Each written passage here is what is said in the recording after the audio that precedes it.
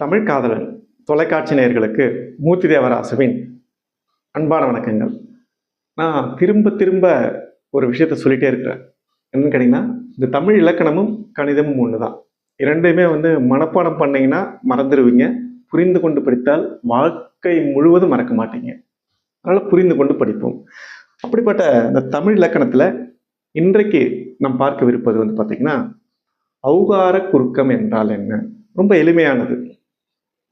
ஒரு சொல்லின் முதலில் மட்டுமே வருகின்ற ஔகாரமானது ஒரு சொல்லுடைய முதல்ல மட்டும்தான் வரும். அந்த ஔகாரம் குறுக்கத்துல அந்த ஔவானது சொல்லின் முதலில் மட்டுமே வரும்.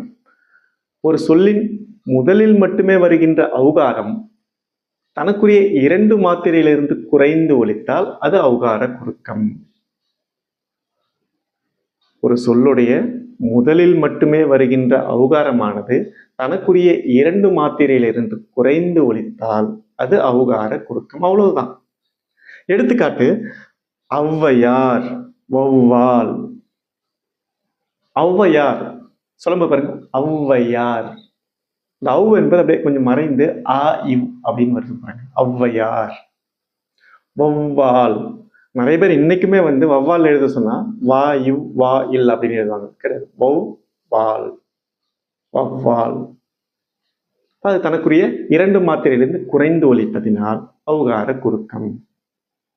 அவ்வளவுதான் இலக்கணம். புரிந்து கொண்டால் போதும். ஒரு சொல்லின் முதலில் மட்டுமே வருகின்ற ஔகாரமானது தனக்குரிய 2 மாத்திரையிலிருந்து குறைந்து ஒலித்தால் அது ஔகார குறுக்கம். நண்பர்களே, நம்மளுடைய இந்த வீடியோ உங்களுக்கு பிடித்திருந்தால் தமிழ் காதலன் தொலைக்காட்சியை சப்ஸ்கிரைப் பண்ணுங்க. நம்மளுடைய இந்த வீடியோவை லைக் பண்ணுங்க மற்றும் ஷேர் பண்ணுங்க. நன்றி, வணக்கம்.